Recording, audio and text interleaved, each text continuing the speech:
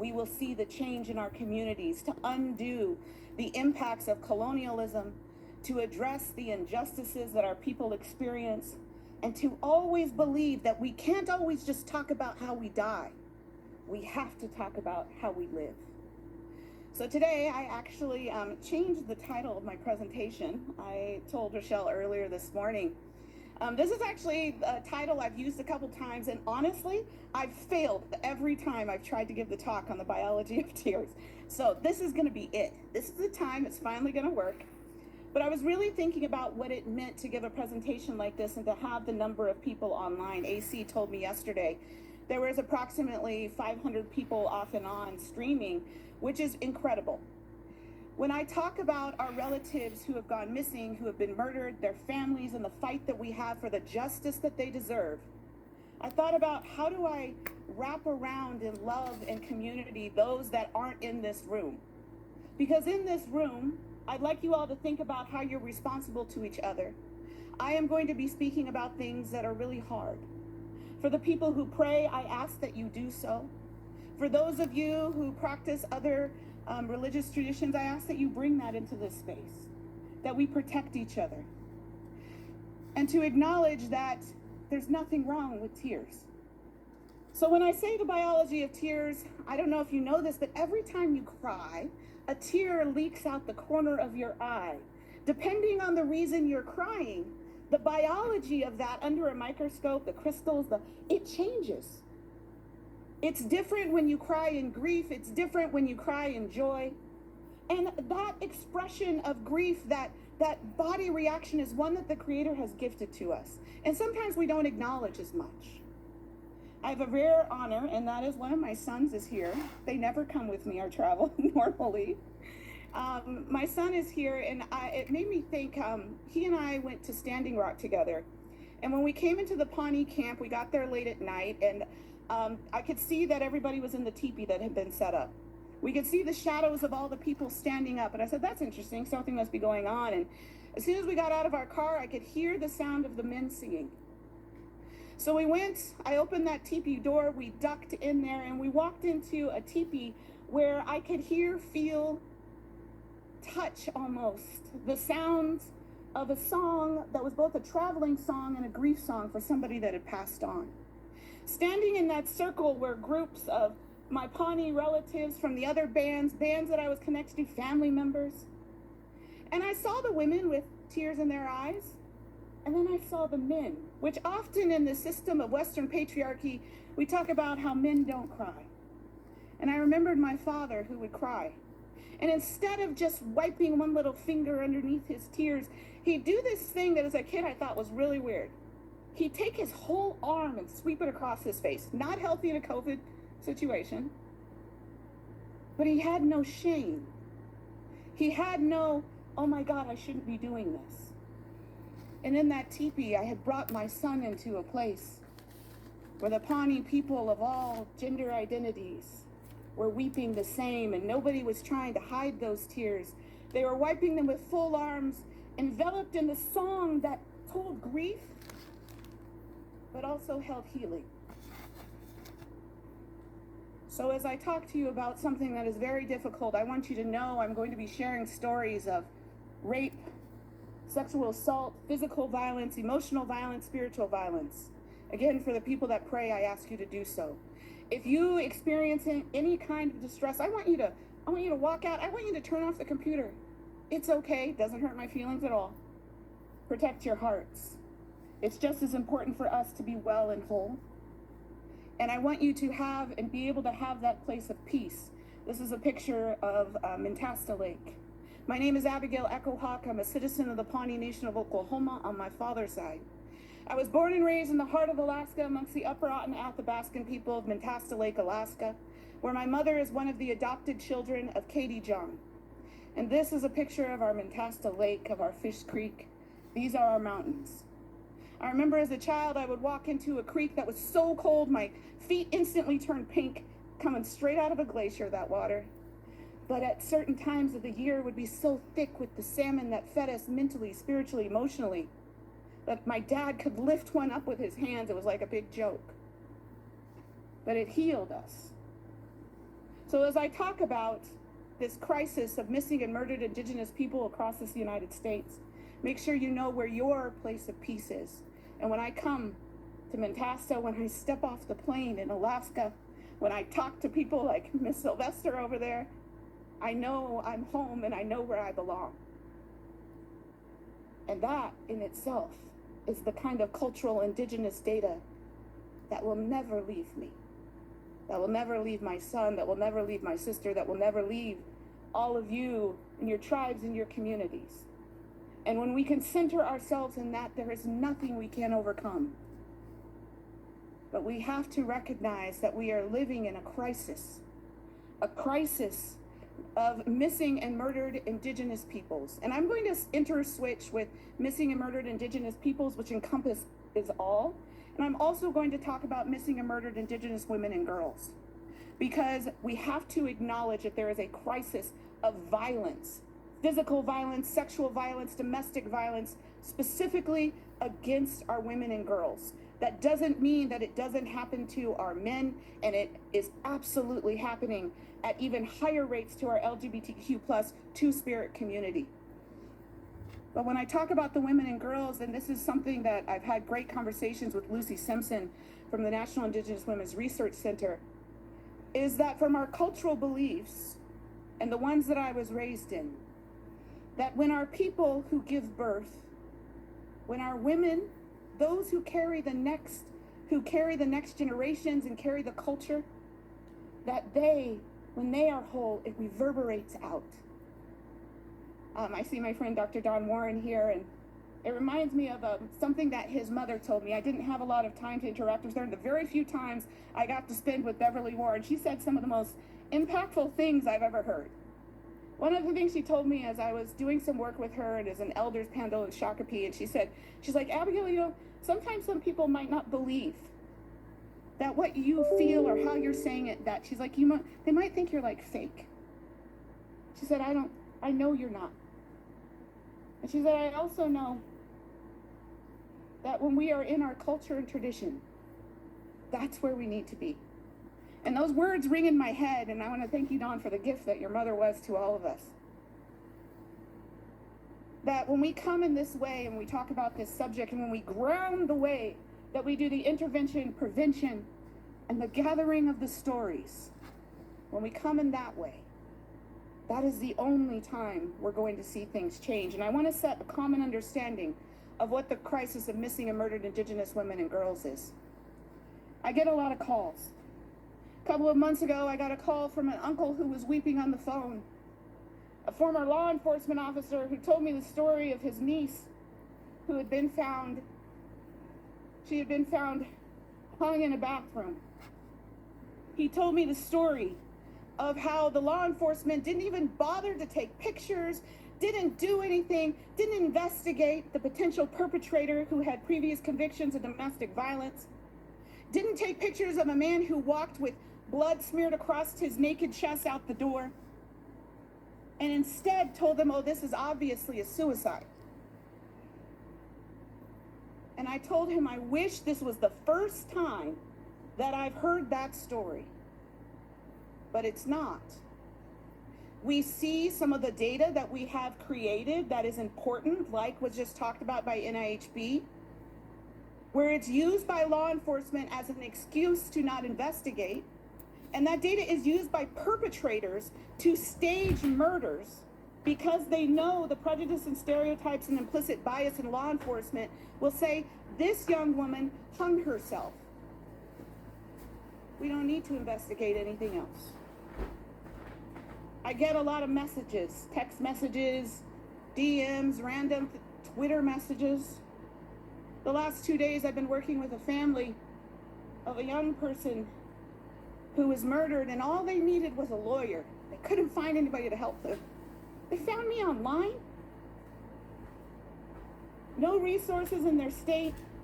Very lucky last night at 11:30 p.m. Eastern Standard Time, I had an attorney who said, I'll do it. And if I can't help them, I'll find another attorney who will. I listened to a lot of stories.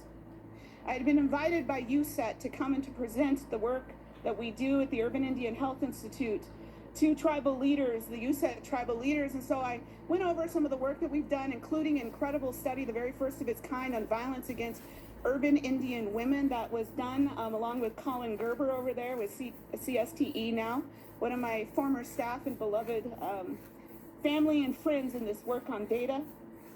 I tell the story of that research, and I step off the stage, and out of nowhere, I'm like, I don't know where these big giant tribal leaders came on. They're all the size of Don Warren. And out of nowhere, this little tiny beautiful elder comes running through. She's got hair almost down to her knees, and she grabs me by my hand, and then she pulled me to her by my face. And it was almost like our hair fell together, creating this little room. And she said, Abigail, I buried every single one of my sisters with bruises. All 4. And as we dressed them to spend those last moments with them, not a single one of them ever saw any kind of justice.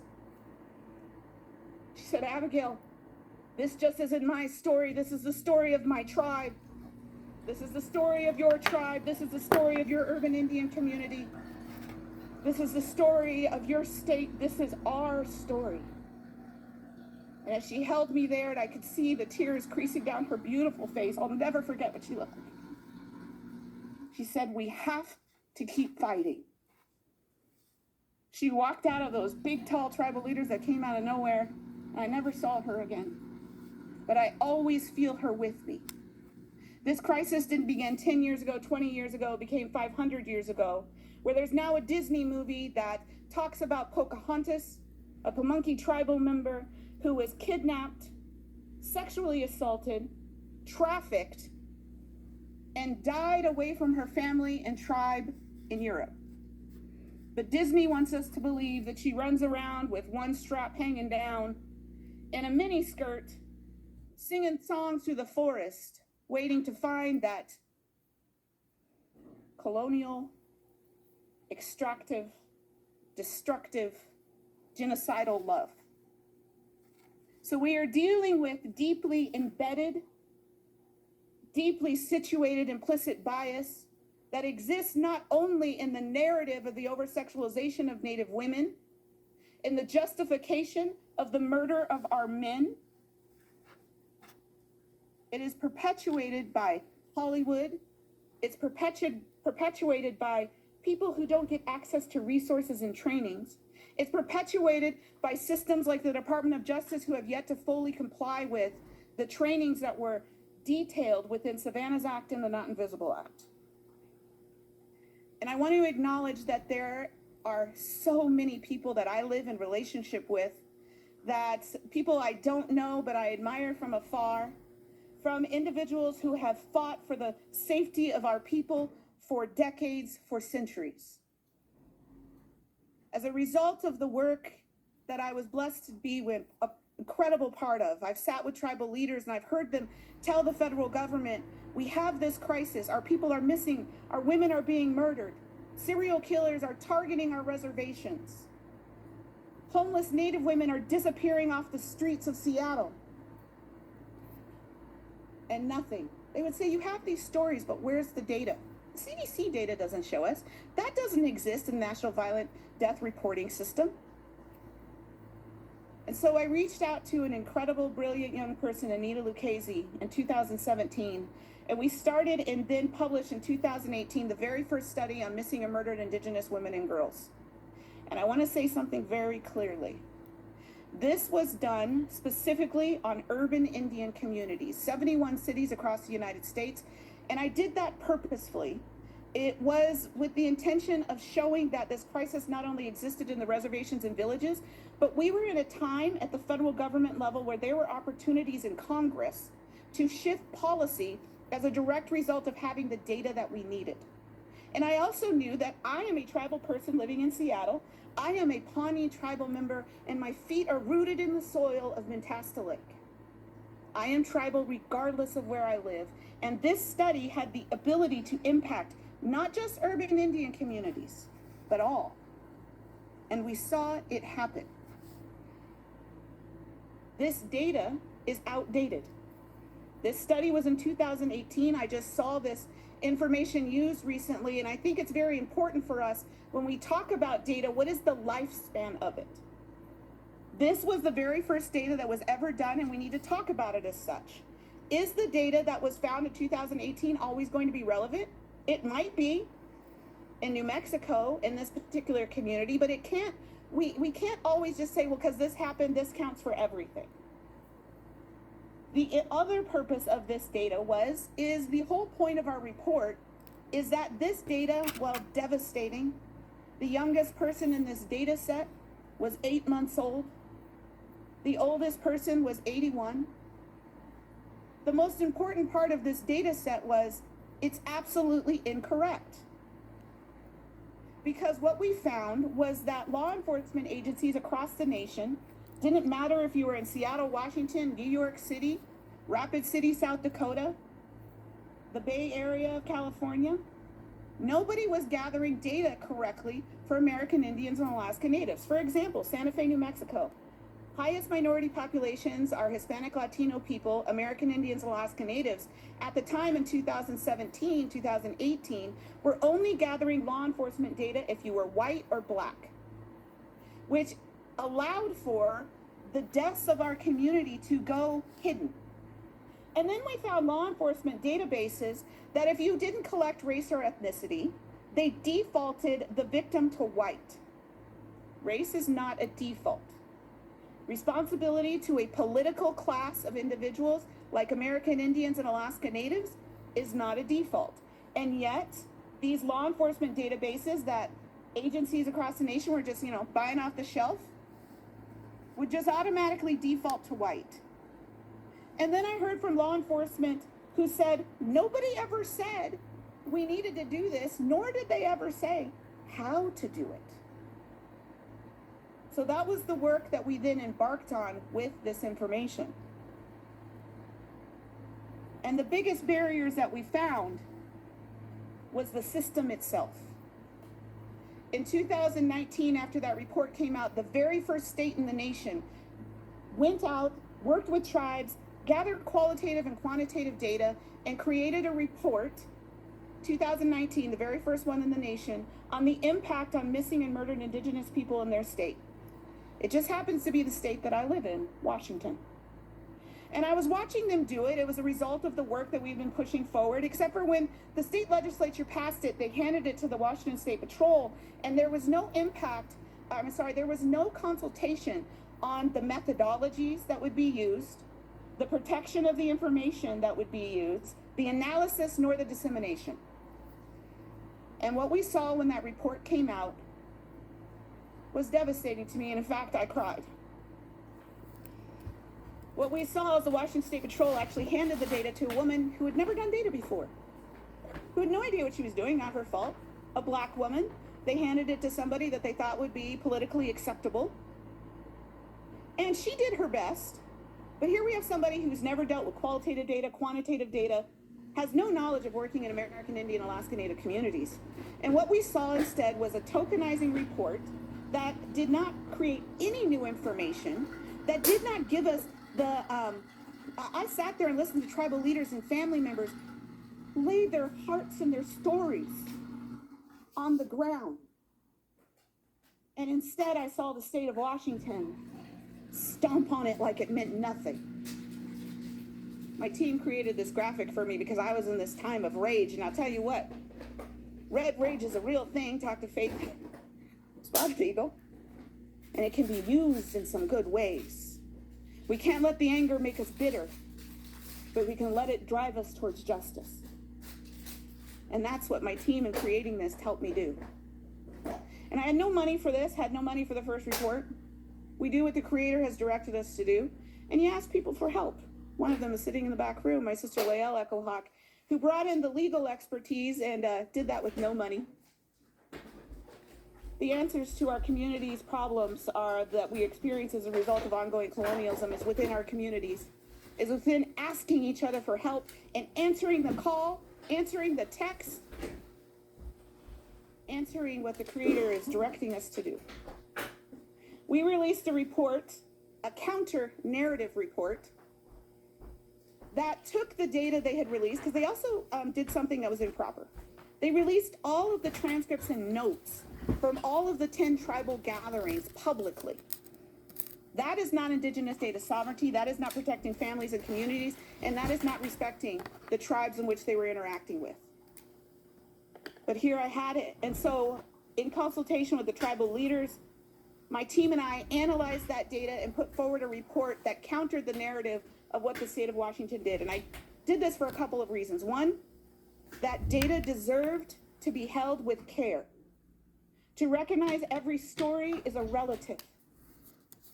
To pray over a data set of our murdered people because they are our ancestors. To recognize my responsibility and my team's responsibility to them. And Colin will tell you I hold that very strongly. Regardless of the race or ethnicity of my team, we can root the way we do our work and the way your tribe and community do your work in your cultures, your community, and your tradition, and hold that. We can do it. The other reason I published this is I knew as a result of the 2018 report we were seeing potential legislation. I saw incredible grassroots leaders with this report in their hand, like the arrow in their fist, demanding change at their state level. And I wanted to show every single state in the nation, if you mess it up, we're coming for you. That's okay for us to do too. Our ancestors were fierce warriors for their people. They were fierce. And they did it for one reason only, which is also different about the way that indigenous people hold data. It's not because I care about publishing a paper. It's not because Don cares at all about what his position is at a university. If you know him, you all know he'll leave the university to go to the right place to do the right thing. We do it for the love of Native people. We do it for the love of the land. We do it because our ancestors did it before us, and our ancestors will do it after us. That is the direction we have to go. The front of the Washington State Report had this picture. It's interesting because this is a photo from an incredible artist out of Canada, and these are pictures in this woman's blanket of women who are murdered in Canada. I was like, what is this doing on the front of a Washington State Report? Yesterday, my incredible colleague and team member, Lanice Baker, talked about the importance of art. This is the data. This is somebody's mother. So I reached out to that artist and I asked him, I said, did the state of Washington get your permission to use this? His answer was no. It had no context to the community. It was harmful. From my cultural beliefs, harmed these families. So the Urban Indian Health Institute paid this artist out of respect for his work. Because that's our responsibility. If the state won't heal, we will. And it doesn't mean that we won't push them to do what is right. As a result of that report and the advocacy that had been going on around missing and murdered Indigenous women and girls, we saw the passing of Savannah's Act and the Not Invisible Act with strong bipartisan support. I wish Senator Murkowski was here. She's an incredible woman. She has been such a strong supporter of this. She has fought for the lives of our Alaska Native women. She has fought for the lives of all Native women. And in fact, when we released our 2018 report, she sponsored its release, and we released it at the Capitol, just some blocks from here, with Senator Murkowski. Senator Murkowski, during the Biden administration, only voted for the individual who was the secretary over the Department of Defense because that individual said that she would fight to bring about the change and implement Savannah's Act and the Not Invisible Act. President Trump signed into law, alongside tribal leaders, Savannah's Act and Not Invisible Act. And in fact, President Trump is the very first president to implement the Remembrance Day of May 5th. We too often forget that this is not a partisan issue. This is an issue of safety. This is an issue of upholding tribal sovereignty and treaty and trust responsibility of public safety. And Savannah, in our 2018 report, we highlighted that Savannah's Act was named after Savannah Greywind, who was brutally murdered. However, Son of Savannah's Act in the original writing of it would not have helped Savannah nor her family because she was killed off reservation.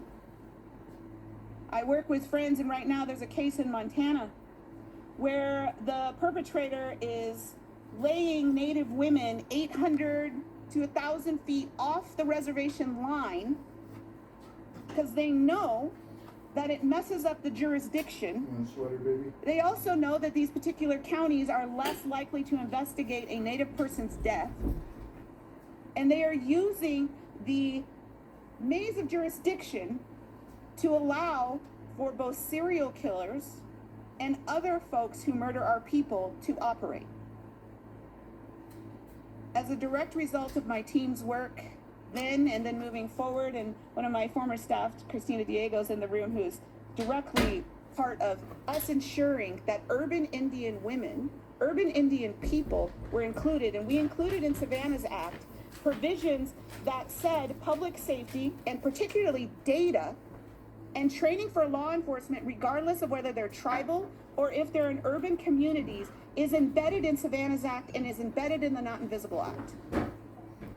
This legislation passes, 2020. What happened? Anybody else remember what happened in 2020? COVID happened. During COVID, I got more of those calls, texts, emails than I do right now. And right now, sometimes I don't want to open up my email. During COVID-19, we saw an increase of missing people, murdered people, sexual violence, domestic violence, because many people were now quarantined with the person that they could normally escape to go to school or to go to work. We saw brutal murders that didn't get investigated, women set on fire in fields. Department of Justice said, COVID. We didn't have time. In fact, a 2022 Government Office of Accountability report came out in regards to this and found that the Department of Justice had not fulfilled the mandates of Savannah's Act nor the Not Invisible Act, including doing the simplest thing, which was appoint commissioners to the Not Invisible Act Commission, which was to go out, be appointed from the communities. We actually worked and navigated who was going to be in those in that group. Also ensuring there was representatives of urban Indian communities. We had one, Sonia Tetanowski. It took them almost 2 years to simply put a group together. So do you think they were doing the trainings? They weren't. And our urban law enforcement, we know through the best census data that we have, about 76% of American Indians, Alaska Natives live off reservation. We know that there are perpetrators, like I just said, utilizing, placing bodies, trafficking people off of tribal lands in order to avoid federal investigations. We have law enforcement who have no idea except for the embedded stereotypes and prejudice against Native people, which always starts when a young person goes missing. Always. I've never worked on a case where this hasn't happened. Has she run away before? Does he have a drug problem? Has he been fighting in school? Today I grieve with the family of Emily Pike, the 14-year-old who was recently found dismembered after missing. Her killer currently free. These are the young people that they judge, acting like their bodies are maybe just like Legos that will never snap back together again. They weren't fulfilling Savannah's Act and Not Invisible Act, which specifically had the mandate to change databases, to train law enforcement on how to ask for race and ethnicity, and to look at the pathways in which data should be shared with their tribal communities in regards to their tribal members who are missing. This picture is actually of a ribbon dress I made out of body bags. My organization, Seattle Indian Health Board, was sent instead of PPE. That's a whole nother story. During COVID-19, but I made this dress because I refuse to accept death for our people. I'm not going to let them give us body bags. We will only have life. And I think about this because my son is sitting back there. I had this laying on the floor of my kitchen and had my youngest son with me, and I had my hand in a paper plate full of red paint. And I was marking this, and he was helping me pull it off, and the two of them was there. This son was actually sitting in the living room, and I told them, I said, sons, I would never leave you. If I ever go missing, it's not because I chose to. And if you ever need my fingerprints, they're on this dress. Native women, I have yet to meet one of us that hasn't said something similar to a partner, to a family, to a friend. And in fact, May 5th is one of the hardest days for me. And I only work with Native young people, Native women, almost all of them, who do their projects in high school, and almost all of them are doing MMIW. So we have young people who are advocating against their own murder. And we look at the lack of investment of behavioral health, dollars, lack of investment in law enforcement, lack of investment in chronic disease prevention, who people experiencing anxiety, or for example, they may not go out and walk in their neighborhoods because their mothers won't let them because they're afraid they may be kidnapped. I got a message last night, I checked it at 1:30, it was 1:30 a.m., it was from a friend of mine in Alaska, and she said, Abigail, I need to put together a plan for a gathering we have. It's a big gathering, and I need safety plans for the women. She's like, do you have one specifically that we can work from Alaska, for Alaska Native women? And the worst part about that call is I do. So we plan for how to protect ourselves. And we tell our sons, this is where my fingerprints are. The why and how on MMIP data should be being done by the Department of Justice. And I will say there is incredible tribal folks who are working on this in their tribal communities. Do you know who's the best at gathering race and ethnicity on Native people? Tribal law enforcement. They already know how. Most of them are related to us. They know how. They don't have access to the systems to share that appropriately through, for example, NCIC, which is a FBI database. It's a database that we can work with, and there's difficulties and lack of resources and funding with tribal law enforcement sharing that data. So we have perpetrators who do what we call res hopping. And I worked in one community where this individual res hopped across 4 reservations where he was a violent perpetrator of domestic violence, and on the 5th one he killed her. But because they couldn't share information, it wasn't known by that county, and it wasn't known by the law enforcement, the tribal law enforcement, because there was no way to share that data. So there is actively people working on this right now. There is dollars set aside in the Violence Against Women Act.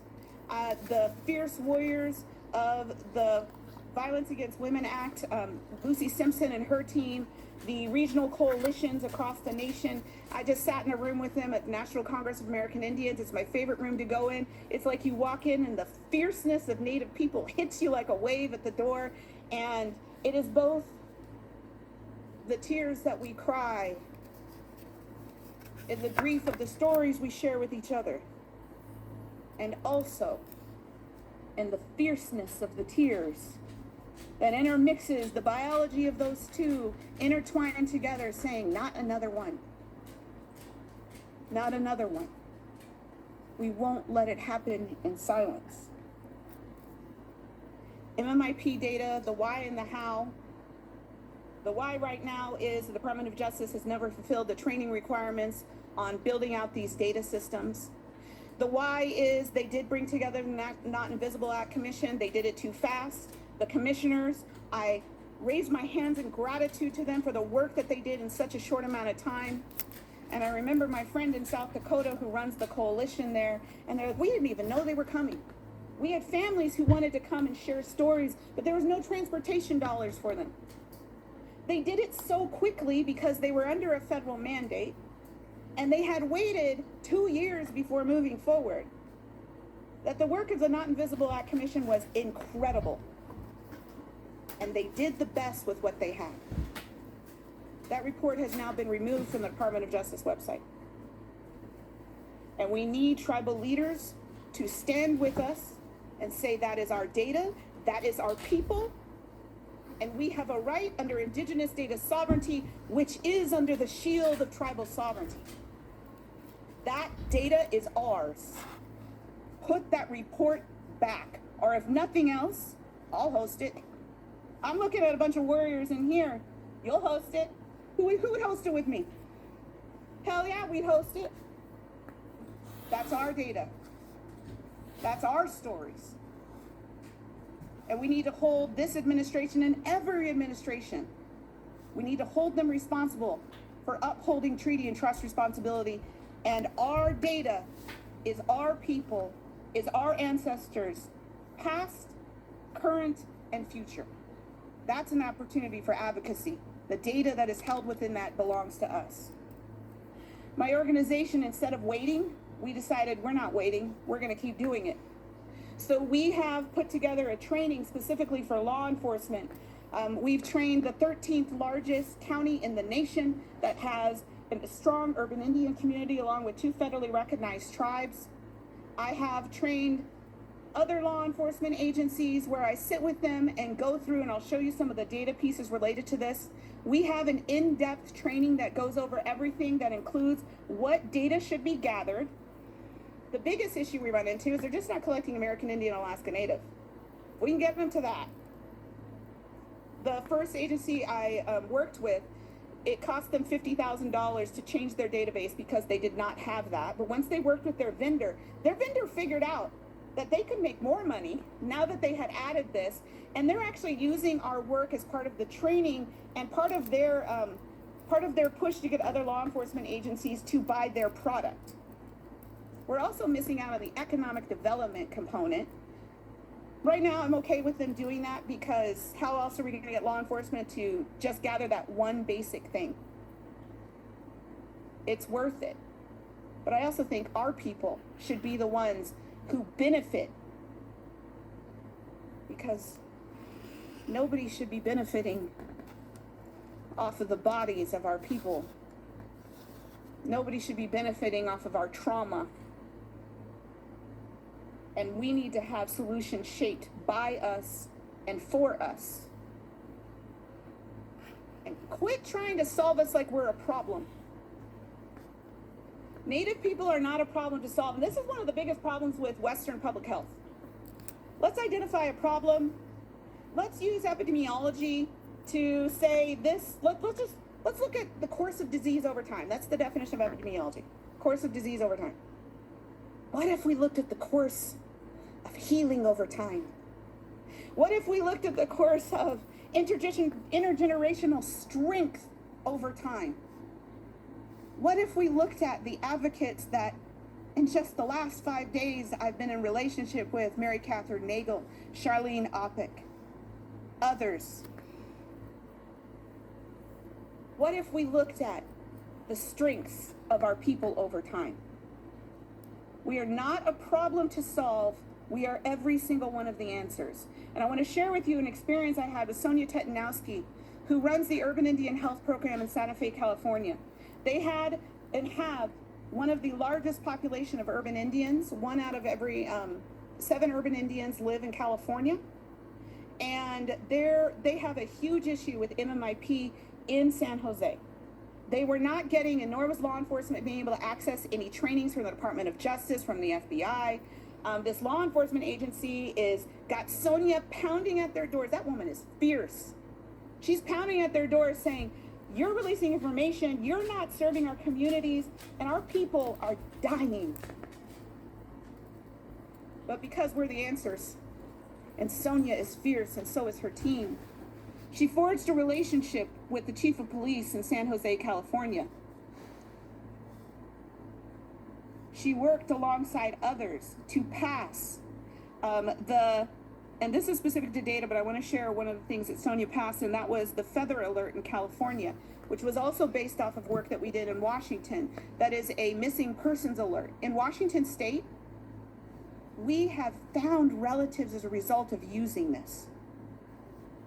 We have other states with legislation to improve MMIP data specifically, because the people who are pushing are the Sonia Titanowskis, is my friend Monica in Colorado, is Nikki Cristobal in Hawaii, where we know our indigenous Hawaiian brothers and sisters, Mahu, suffer the same fates. And in fact, in Hawaii, unfortunately with a lot of this legislation, they don't give money, because that's the best way to tokenize something, is to say, okay, we did it. The Indians didn't help us out. Oh, there wasn't enough resources. So legislation that passed without a fiscal note to change data just isn't gonna work. Well, it was passed in Hawaii and it was handed to the Native Hawaiian women. They didn't give them any money. The Urban Indian Health Institute is now the largest funder of the MMIP data work in Hawaii. And it's not a lot of money. It's $175,000. Well, why is a small nonprofit in Seattle the one funding the work to end a crisis of violence that has been created by the United States government? But I know our dedication to sharing with our relatives and supporting each other. Representation matters, and when we talk about get out the Native vote, you can look at these states and you know who's sitting in their state legislatures. You know what you fought for, but how do you ensure that they're accountable? This is a slide I used in San Jose, California, where we pulled census data, talked about the underreporting of that, but this is one of the things I shared. And many of the 42 detectives in the room who investigated murders, who investigated homicide, trafficking, missing persons, had never heard this information before. This information is key in the education of individuals. They had no idea, and I told them this is a gross undercount. There was 18,000 Native people living in San Jose, California. I guided them through how to talk about race and ethnicity. We have this guide specifically for law enforcement on our website, uihi.org.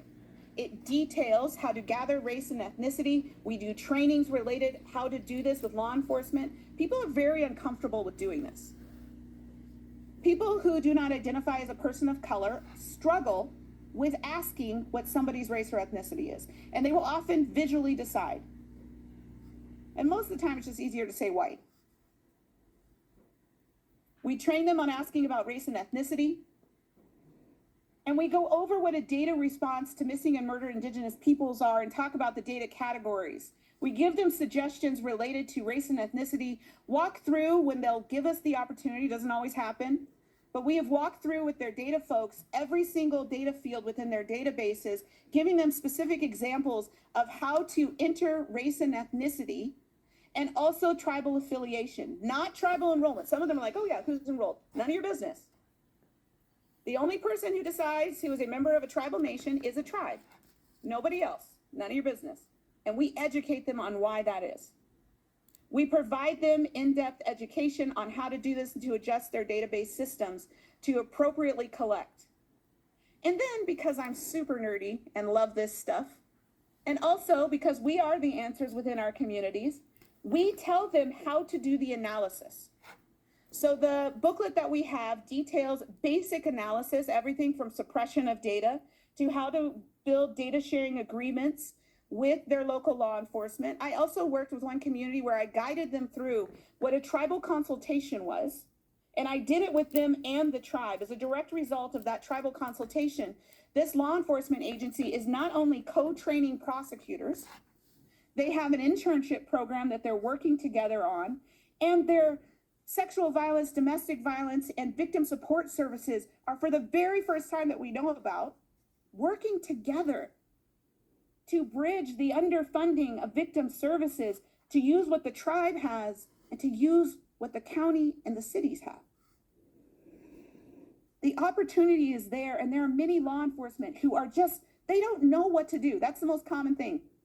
They come and tell me, is like, we understand this is a problem. We don't know what to do about it. So that's okay. We know how.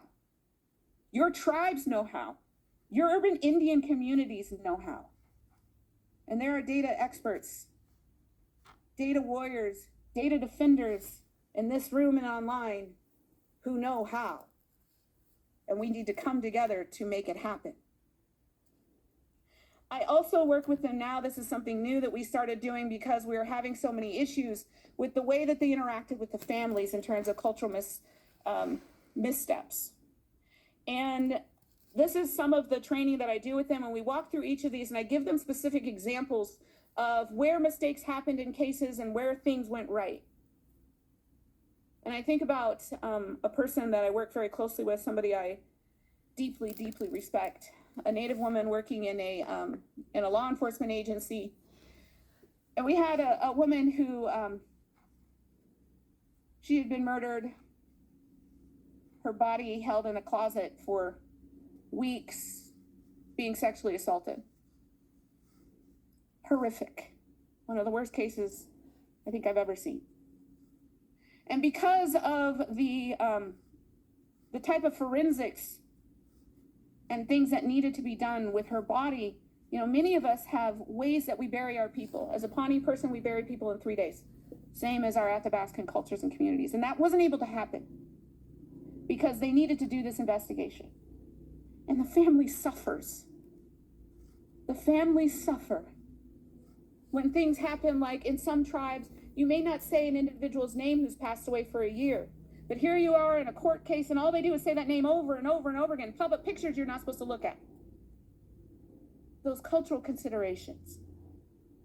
So this woman, this Native woman in a law enforcement agency who fights so hard with a body that this family just wanted to be with. She went into that room, she told me, she said, I just sang for her. She sang the prayer songs that her family could not sing next to her. She prayed the prayers in that room with that body, with that woman, with that spirit, with that loved one, with that new ancestor that the family couldn't be there for. We need our people in law enforcement, and we need to build up the law enforcement folks working in databases that don't allow for a default to white. We need to work to have law enforcement like this individual who train all of those around her, because then some weeks later, I was watching her boss, also a friend of mine now, in it was a individual who had lit a woman on fire and then killed her. And he was trying to get a pardon. And I listened to a white man give one of the fiercest arguments I've ever heard about how that would be wrong, about how that does not respect her tribe, her family, community, and how it does not take into consideration the impact of ongoing trauma of MMIWP. He stood with us. Those people are there. When we train them, when we work in relationship with them, when we build bridges that they walk across, because they got to walk across and you got to hold them accountable to it. This can happen. And when I think about those people who are walking across those bridges, ensuring things like tribal consultations happen in states, because right now, working with your states is essential. Do not depend on the federal government to make sure that the data happens for your people, by your people. Work with your states. We also need to ensure urban confers happen so the urban Indian communities are consulted, like happened in San Jose, California, so that we know that what is happening with our relatives, and we can also get them the resources and services that they need.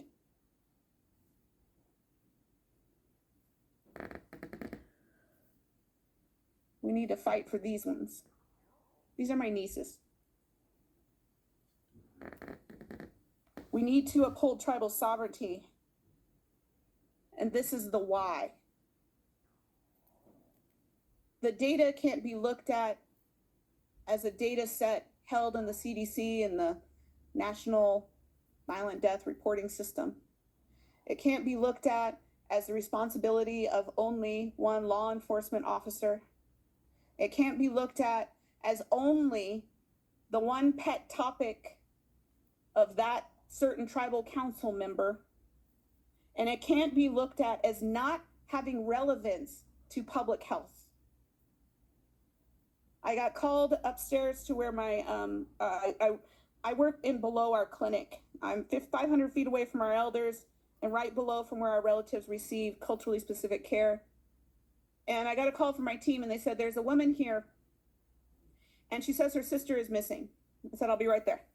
We go up, incredible Native woman, survivor of the boarding schools, been living on the streets for most of her life with her sister. She said, my sister hasn't contacted me in 48 hours, and we have an agreement that if we don't hear from each other because of the violence they experience on the streets, something's happened. So we worked with her. We were, working, calling the police. We're sitting there with her. She's telling us all these she's laughing at the same time she's crying.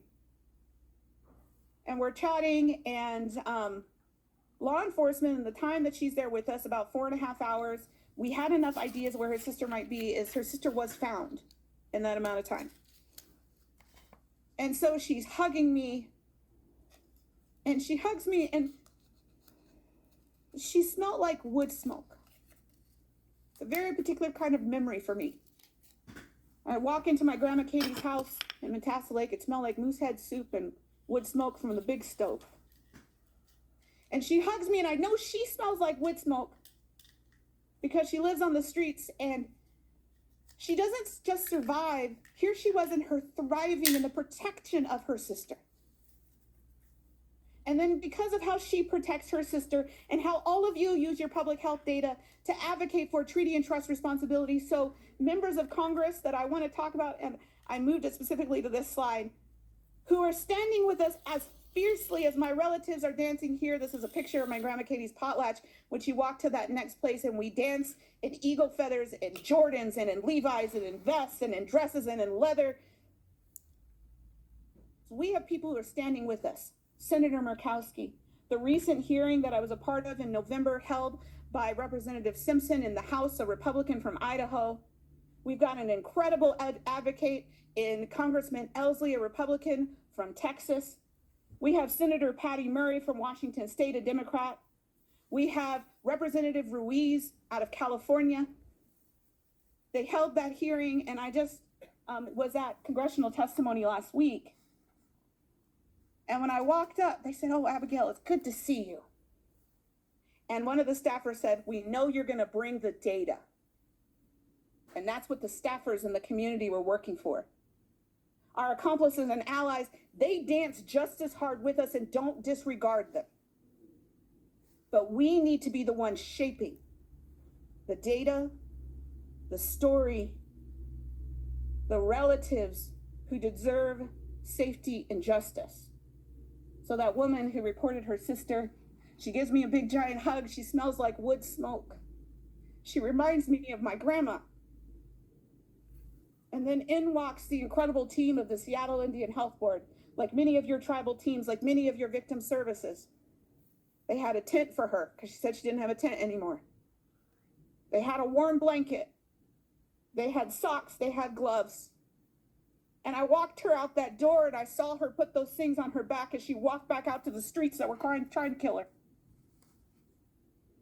And she also walked back into the streets as a strong, fierce Native woman who would do whatever it took to protect her sister. That is the strength of the community we live in. That is the data that we hold. And it is my prayer that all of us become the data defenders, the data warriors that we all need. And you'll see that on the front of the t-shirts that my team is wearing right now. And I purposely had it done in graffiti because the beginnings of graffiti were all about political resistance. And it's fierce. And it's led by that woman, again, for that cultural purpose of when our people who give life are healthy, well, and whole, it reverberates across our community. And we're just not going to talk about how we die. And in fact, OPIC, my dear friend from Alaska, they have a whole project that is about how they lived, how they were loved, how I love them so deeply right now that the tears that flow out of my eyes got a phone call that says, how do I keep our women safe at a gathering in Anchorage, Alaska, is out of the gratitude that somebody calls me.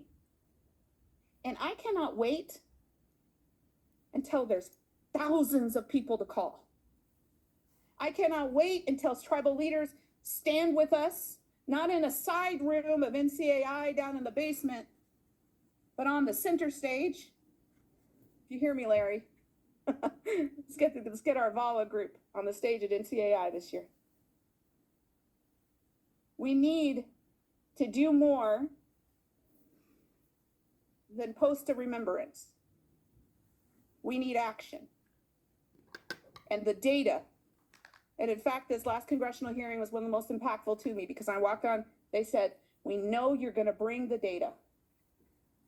The data is essential to the way that their resources are allocated, but it is also essential to the reclamation of who we are. When I stop and pray over a computer that holds a database, that is my ancestors flowing through me. That is the smiles of our elders like Bev Warren, Faye Spotted Eagle, Cecilia Fire Thunder, and my friend Patsy Whitefoot, who fought for the return of her sister's body for more than 30 years when they finally find her. And that woman fights fiercer than anybody I've ever met. And I know that for my son, he's not going to be marking red handprints on body bags so his children can find him if he is gone. We are the opportunity for change, and data is part of who we have to be. The biology of all of our tears is that they intermesh with every tribal person. And that when we say all my relations, we mean it. So to all of my relations, I'm excited to be in relationship with you. Data warriors, stand up. Thank you.